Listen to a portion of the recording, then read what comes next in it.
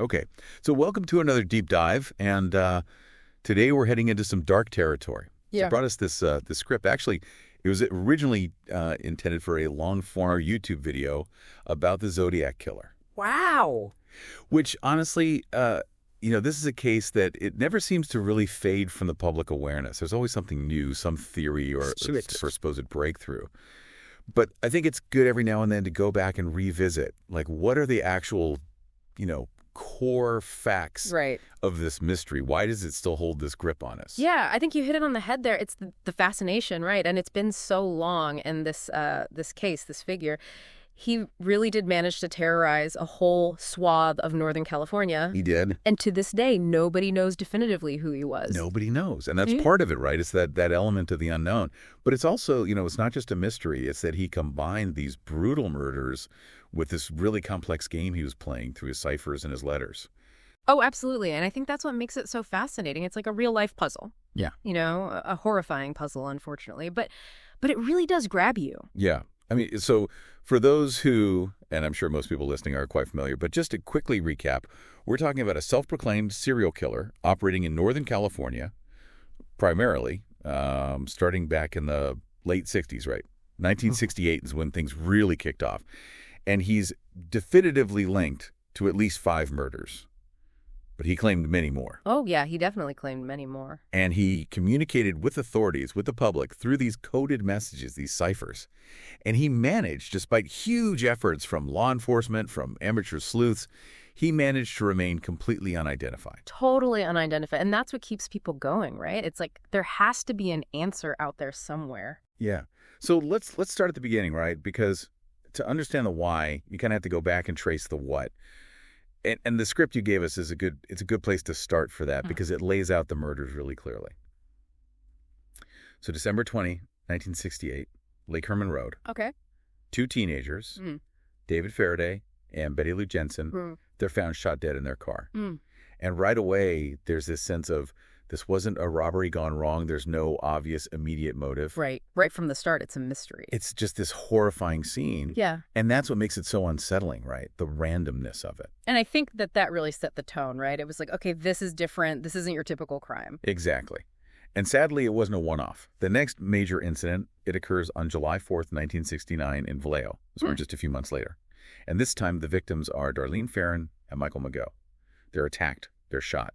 Darlene tragically doesn't survive, but Michael does. And he becomes this key witness. All right. Even though it was nighttime, it was chaotic, he's able to provide some description of the attacker. Right. Stocky, 5'8", brown hair. I mean, it's not a lot to go on, but at least it's something. And that must have been terrifying for him. Absolutely. I mean, to be attacked and to survive, to have to then try and recall those details for the police, that must be incredibly difficult. It's hard to even imagine. It is.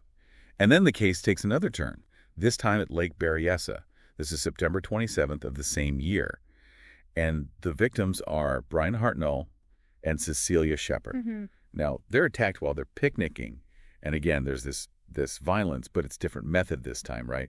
They're stabbed, not shot. Right, and that immediately raises questions. Is this the same person? Is this a copycat? Yeah.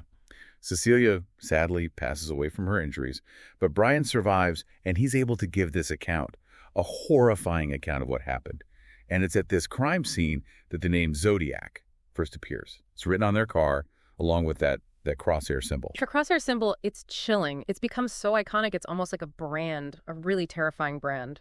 It is. And it's that moment where this case, it kind of transcends, it becomes more than just a series of brutal murders. It becomes this game, this puzzle. Yeah, like he's inviting the public into this macabre game with him. Yeah. And it's not over. The next month, October 11th, we're in San Francisco now. This is the only murder linked to the Zodiac that occurs within the city itself. The victim is Paul Stein, a cab driver, and he's shot point blank. But this time, there's physical evidence left at the scene. Fingerprints, a bloody glove. You would think, okay, this is it. This is the break they need. But it wasn't. No. And it's so frustrating. You have these pieces of evidence, but somehow they don't lead to an arrest. They don't. And it's one of the biggest mysteries of this case, right? You have the fingerprints, you have this glove, but they don't match anyone in the system, and they never definitively lead back to the Zodiac. So you've got these 5 confirmed killings. Random, brutal, and all connected to this individual calling himself Zodiac. But the horror doesn't end there, right? It becomes this whole other game with the authorities, with the public, through the ciphers, through the letters. Yeah, the communication, that's the psychological element, and it really adds this whole other layer to the terror. Absolutely. So the first of these communications, it arrives on July 31st, 1969. 3 identical letters are sent, one to each of 3 different newspapers. And each letter contains just one part of a 3-part cipher. 408 symbols in total. It's like a jigsaw puzzle from hell. It is. And this grabs the public's attention immediately. It's like something out of a movie, right? Right. This coded message from a killer. And people are desperate to know what it says. It's a challenge. It's like he's saying, I'm smarter than you. Can you figure this out? Exactly. And a school teacher and his wife, Donald and Betty Harden, they do. They managed to crack the cipher. And what they found was chilling. I mean, the letter starts off, I like killing people because it is so much fun. Yeah. It's disturbing. He talks about how it's, more fun than killing wild game. That man is the most dangerous animal. And then there's that line that really sticks with you. You'll never catch me because I am too clever for you. So arrogant and scary because it's like he believes it. He does. And that's what's so unsettling, right? It's not just that he's committed these horrific crimes. It's that he seems to be reveling in it, in the fear he's creating, in this cat and mouse game he's playing with the authorities. Yeah, it's like he's feeding off of the attention. Exactly. And he doesn't stop. Yeah. More letters follow, more taunts, more ciphers. Some are solved, some aren't. And he's constantly making these claims about more victims, about how he's smarter than everyone, about how he'll never be caught. And he always signs off with that same symbol, that crosshair. Yeah. And that symbol, it becomes this terrifying shorthand, right? You see it, and you immediately think of the Zodiac. Absolutely. It's a visual reminder of the fear he instilled. So then there's this one particular cipher. It becomes known as the Exorcist cipher. Yeah. 340 symbols. And this one, it stumps everybody. For decades, the best cryptographers, law enforcement, amateur sleuths, nobody can crack it. 51 years. That's how long it went unsolved. Yeah. And then in 2020, this team of citizen sleuths, they finally managed to break it. And I remember when that happened, it was huge news. Everyone was like, okay, is this it? Is this the answer we've been waiting for? Yeah. And the message, while it didn't reveal the killer's identity, it was still disturbing. He talks about not being afraid of the gas chamber, about how he knows he'll be reborn in paradise. It's like this twisted, delusional belief system. Yeah. And it's a reminder that even though the murders stopped, even though the letters eventually stopped, the Zodiac's words, his thoughts, they're still out there. Yeah, they haven't gone away.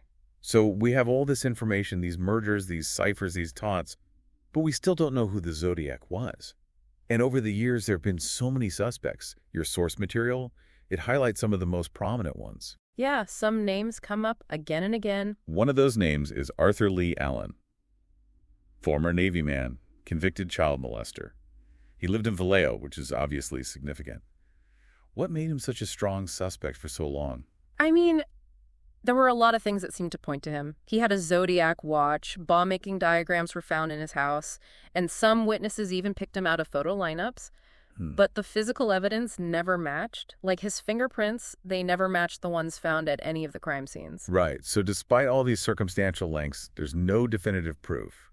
And he always maintained his innocence. He did. And it's important to remember he was never charged with anything related to the Zodiac case. Yeah. Another name that comes up frequently is Earl Van Best Jr. Mm-hmm. And in 2014, there was this book that came out that really pushed the theory that he was the Zodiac. Yeah, the author made a pretty compelling case, even pointing to similarities between Van Best and the Zodiac sketches. But again, no concrete evidence. No. There was some DNA testing done, but the results were inconclusive. Inconclusive. So it remains a possibility, but there's nothing definitive. Then there's Lawrence Kane. He was a drifter, and apparently Darlene Ferrin's sister believed he had been stalking her before she was killed. But again, no hard evidence to connect him to the Zodiac. And as the years go by, more names keep popping up. In 2021, there was a cold case team that named Gary Post as their prime suspect. Oh, yeah, I remember that. They claim that some of the ciphers, when rearranged, spelled out his name. But again, this hasn't been officially accepted by law enforcement. Not really. And a lot of people remain skeptical. Skeptical. And it's understandable. I mean, over 20,500 people have been investigated as potential Zodiac suspects. 2,500. And yet, not a single conviction. It's almost unfathomable. It is. It really highlights the complexity of this case, the frustration that surrounds it. And the fact that it's still officially open, it gives you a sense of, well, maybe one day we'll know. Maybe. So let's move on to some of the theories about the Zodiac. Not so much who he was, but why he did what he did. One of the most common theories is this idea of power and control. Right. The idea that he was driven by this need to exert dominance over others, over the police, over the public. And the murders, the ciphers, the letters, they were all tools to achieve that. Yeah. And it makes sense in a way, right? He was choosing his victims seemingly at random. He was taunting the police with these unsolvable puzzles. And he was always emphasizing his intelligence, how he was smarter than everyone. Exactly. It was all about control. Another theory that often comes up is that the Zodiac may have had a military background. Right, and there's some circumstantial evidence to support that. The ciphers, for example, they suggest some familiarity with codes and encryption. And there have been reports of boot prints found at some crime scenes that could potentially match military-issue boots. It's not conclusive, but it's an interesting theory. It is. And then there's the theory that the Zodiac had some kind of occult connection, fascination with the macabre. This comes from the crosshair symbol, which some believe is linked to certain occult symbols. And some of the language in his letters, it's pretty dark. Like he talks about collecting slaves for the afterlife. Yeah, it's disturbing. And then there's a theory that maybe there wasn't just one Zodiac, but multiple killers. Right, copycats or accomplices. This comes from the fact that the methods used in the murders weren't always consistent.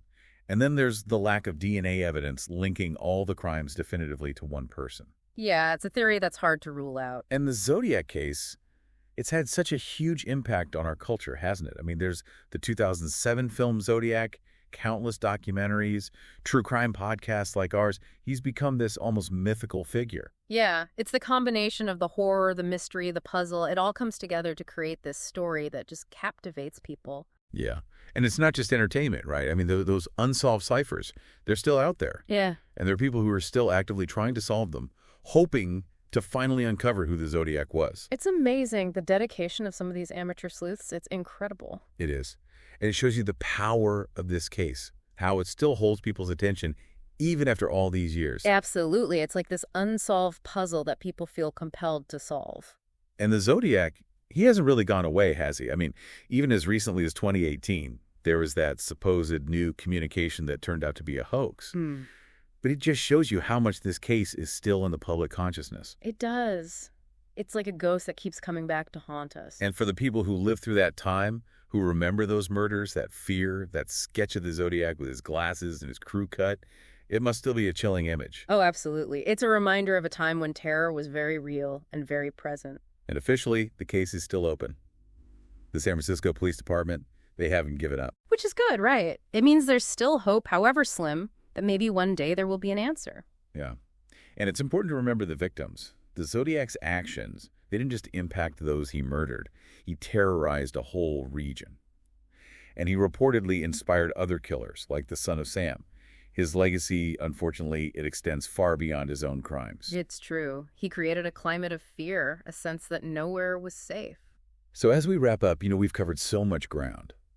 But it feels like we're only scratching the surface, doesn't it? It does. It's a case with so many layers, so many unanswered questions. So I guess the big question remains, who was the Zodiac? Was he a criminal mastermind? A deeply disturbed individual? Some combination of both? I think it's probably a combination. You have to be incredibly intelligent to create those ciphers, to evade capture for so long. But there's also a clear darkness there, a cruelty, a need for control. And with those unsolved ciphers still out there, with those amateur sleuths still working on them, maybe the answer is closer than we think. Maybe. It's a case that keeps you hoping, even after all this time. It does. And that's the power of a truly enduring mystery, isn't it? So for you, our listeners, as you reflect on this deep dive into the Zodiac case, what aspect strikes you the most? What questions are still swirling in your mind?